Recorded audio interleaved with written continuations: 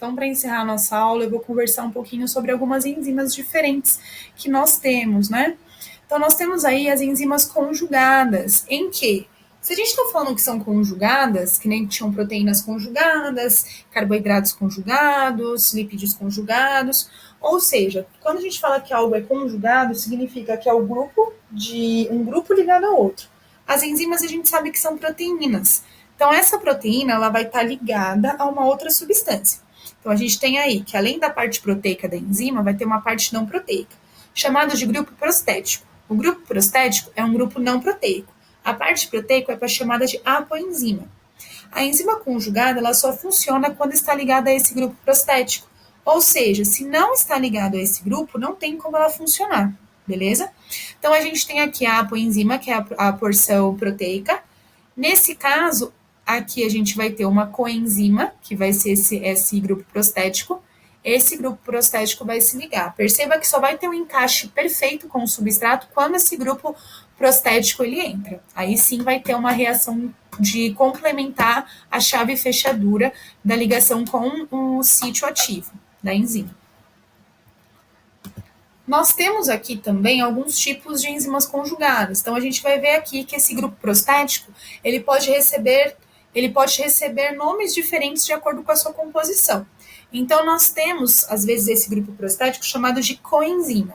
Isso vai ser uma coenzima quando a gente tiver uma apoenzima, tá bom?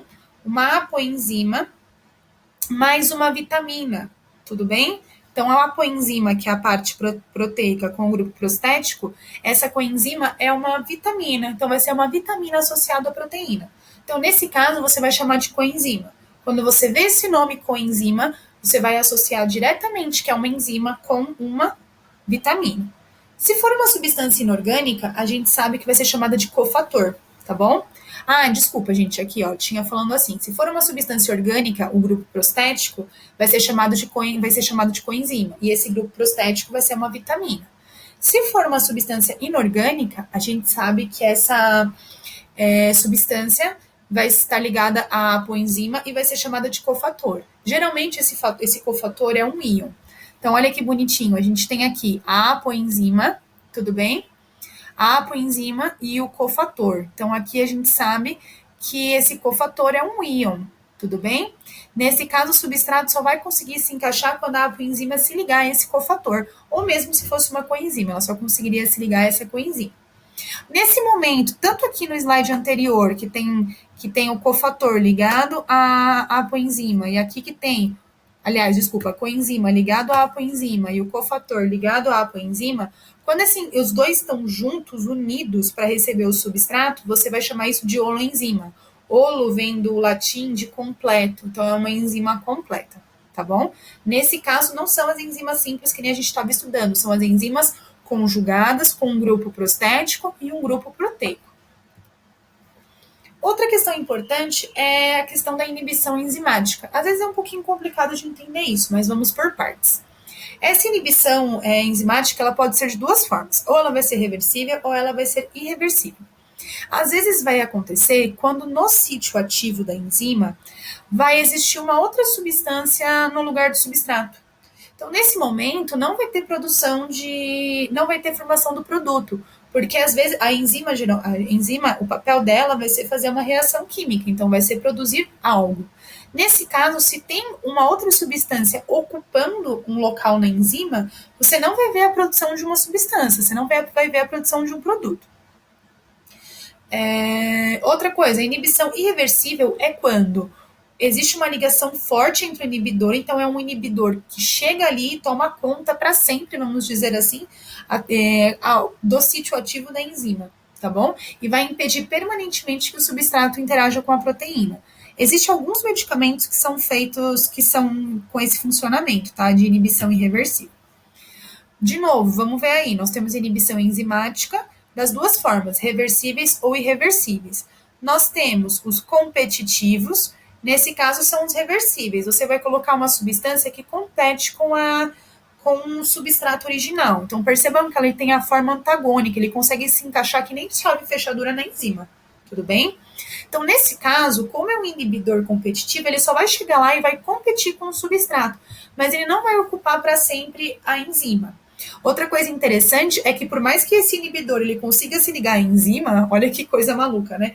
Ele não está interessado em formar o produto, ele só está interessado em simplesmente se ligar à enzima. Então, essa substância tem essa capacidade. Agora, um inibidor não competitivo, a gente sabe que simplesmente ele vai se ligar ali na enzima e o substrato vai conseguir se ligar de uma maneira ou de outra, mas talvez ele não chegue no produto que precisa. Agora, os incompetitivos significa que vai chegar um inibidor lá, que não compete por ninguém, ele vai se ligar a essa enzima e não vai permitir que o substrato termine a sua reação química. Nesse caso, são as inibições irreversíveis. É um substrato que se liga, a ligação dele é tão forte que o substrato não vai conseguir fazer a sua reação química com a enzima.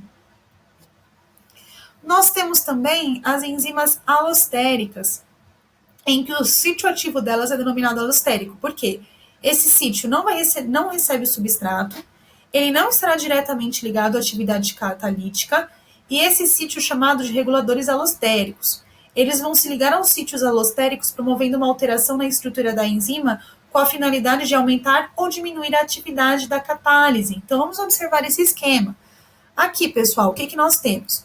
Nós temos o seguinte, duas enzimas, estão vendo? Substrato, que tem que se ligar ao centro ativo. E aqui você tem um inibidor, os dois de modulador, que vai inativar, tudo bem? Então, é um inibidor alostérico. Ele vai se ligar a esse centro alostérico. Então, tem um local específico para ele se ligar. Quando ele se liga, ele vai tornar essa enzima, vai modificar a estrutura enzimática.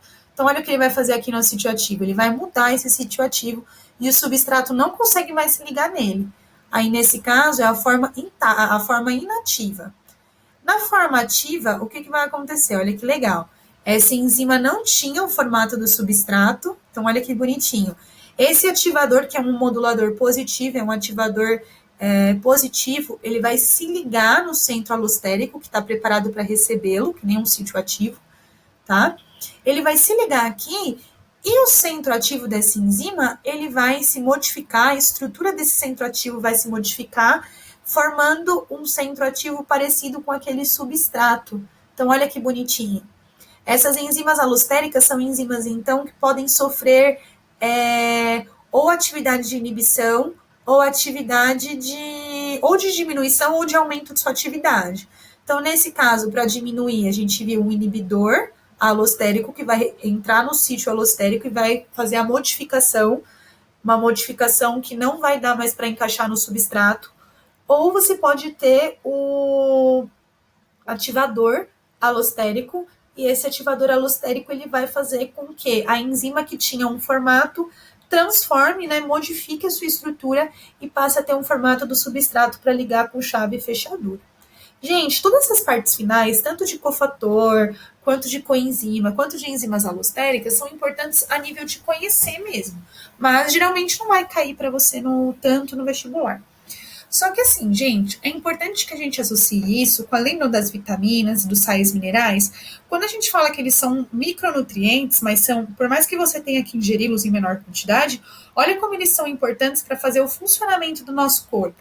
Então, nós vimos ali alguns grupos de enzima que são feitos assim, grupo de ativação e inibição, grupos alostéricos.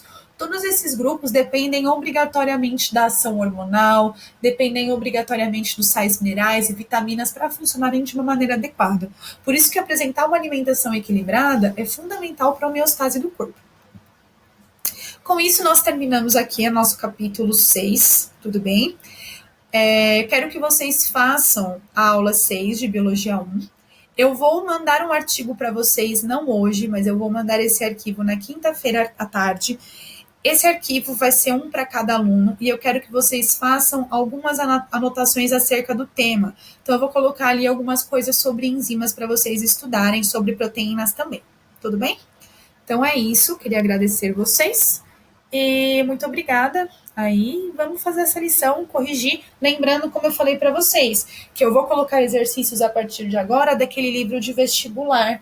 Então, nós temos a aula 6 na página 211, que vocês podem consultar os exercícios do formulário, caso vocês prefiram, tá? Então, bom dia.